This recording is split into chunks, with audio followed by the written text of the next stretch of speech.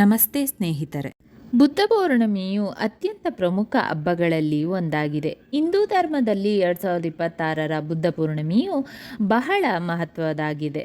ಬೌದ್ಧ ಜನರು ವಾಸಿಸುವ ಪ್ರಪಂಚಾದ್ಯಂತ ಬುದ್ಧ ಭಕ್ತರು ಈ ದಿನವನ್ನು ಬಹಳ ವೈಭವ ಮತ್ತು ಉತ್ಸಾಹದಿಂದ ಆಚರಿಸುತ್ತಾರೆ. ಗೌತಮ ಬುದ್ಧನ ಜನ್ಮವಾರ್ಷಿಕೋತ್ಸವದ ಸ್ಮರಣಾರ್ಥವಾಗಿ ಬುದ್ಧ ಪೌರ್ಣಮಿಯನ್ನು ಆಚರಿಸಲಾಗುತ್ತದೆ. ಈ ದಿನವು ಮಹಾತ್ಮ ಬುದ್ಧನ 2588ನೇ ಜನ್ಮದಿನಾಚರಣೆಯನ್ನು ಸೂಚಿಸುತ್ತದೆ. ವೈಶಾಖ ಮಾಸದ ಶುಕ್ಲ ಪಕ್ಷದ ಪೂರ್ಣಿಮೆ ತಿಥಿಯಂದು ಈ ದಿನವನ್ನು ಆಚರಿಸಲಾಗುತ್ತದೆ. ಈ ವರ್ಷ ಭಗವಾನ್ ಬುದ್ಧನ ಜನ್ಮವಾರ್ಷಿಕೋತ್ಸವವನ್ನು ಇಂದು ಮೇ 1, 2026ರಂದು ಆಚರಿಸಲಾಗುತ್ತದೆ. ಬುದ್ಧ ಪೂರ್ಣಿಮೆಯ ದಿನಾಂಕ ಮತ್ತು ಸಮಯ.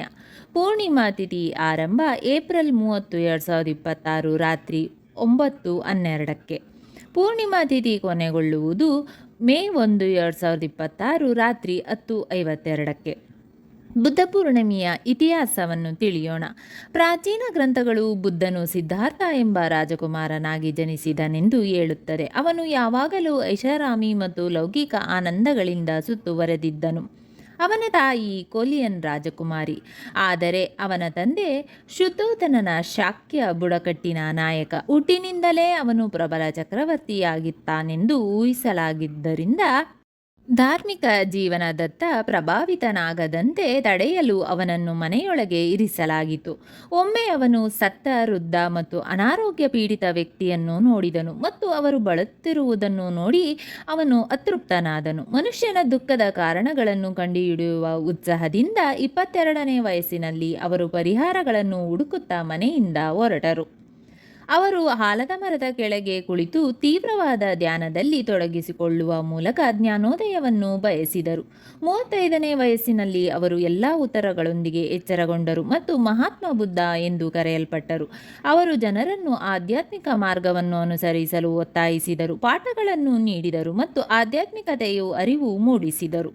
ಬುದ್ಧ ಪೂರ್ಣಿಮೆಯ ಮಹತ್ವವನ್ನು ತಿಳಿಯೋಣ. ಹಿಂದೂ ಧರ್ಮಗ್ರಂಥಗಳ ಪ್ರಕಾರ ಬುದ್ಧ ಪೂರ್ಣಿಮೆಯು ಅಪಾರ ಧಾರ್ಮಿಕ ಮಹತ್ವವನ್ನು ಹೊಂದಿದೆ.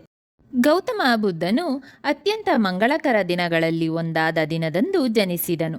ಇದು ಭಗವಾನ್ ಬುದ್ಧನ 2588ನೇ ಜನ್ಮದಿನವಾಗಿರುತ್ತದೆ. ಗೌತಮ ಬುದ್ಧನ ಭಕ್ತರು ಈ ದಿನವನ್ನು ಬಹಳ ವೈಭವ ಮತ್ತು ಉತ್ಸಾಹದಿಂದ ಸ್ಮರಿಸುತ್ತಾರೆ.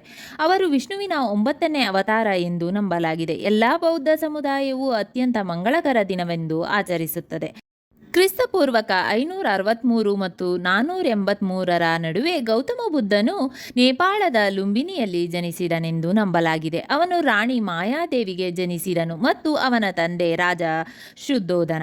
ಲುಂಬಿನಿಯಲ್ಲಿರುವ ಮಾಯಾದೇವಿ ದೇವಾಲಯವು ಬುದ್ಧನ ಜನ್ಮಸ್ಥಳವನ್ನು ಗುರುತಿಸುತ್ತದೆ. ಅವನ ಮರಣದ ನಿಖರವಾದ ದಿನಾಂಕ ತಿಳಿದಿಲ್ಲ. ಈ ದಿನದಂದು ವೇಸಕ್ ಹಬ್ಬವನ್ನು ಸಹ ಆಚರಿಸಲಾಗುತ್ತದೆ. ಈ ಶುಭ ದಿನದಂದು ಅವರು ಬೋಧಗಯಾದಲ್ಲಿರುವ ಬೋಧಿ ವೃಕ್ಷದ ಕೆಳಗೆ ಆಧ್ಯಾತ್ಮಿಕವಾಗಿ ಜ್ಞಾನೋದಯ ಪಡೆದರು. ಈ 3 ಸ್ಥಳಗಳನ್ನು ಬುದ್ಧನ ಭಕ್ತರಿಗೆ ಪ್ರಮುಖ ಯಾತ್ರಾ ಸ್ಥಳಗಳೆಂದು ಪರಿಗಣಿಸಲಾಗಿದೆ, ಏಕೆಂದರೆ ಅವರು ಸಾರಾನಾಥದಲ್ಲಿರುವ ಬೋಧಿ ವೃಕ್ಷದ ಕೆಳಗೆ ಕುಳಿತು ಧರ್ಮದ ಬಗ್ಗೆ ಬೋಧಿಸಿ ಋಷಿನಗರದಲ್ಲಿ ತಮ್ಮ ದೇಹವನ್ನು ತ್ಯಜಿಸಿದರು. ಬುದ್ಧನ ಆಶೀರ್ವಾದವನ್ನು ಪಡೆಯಲು ಹೆಚ್ಚಿನ ಸಂಖ್ಯೆಯ ಭಕ್ತರು ಮತ್ತು ಬುದ್ಧ ಅನುಯಾಯಿಗಳು ಬೋಧಗಯಾಕ್ಕೆ ಪ್ರಯಾಣಿಸುತ್ತಾರೆ.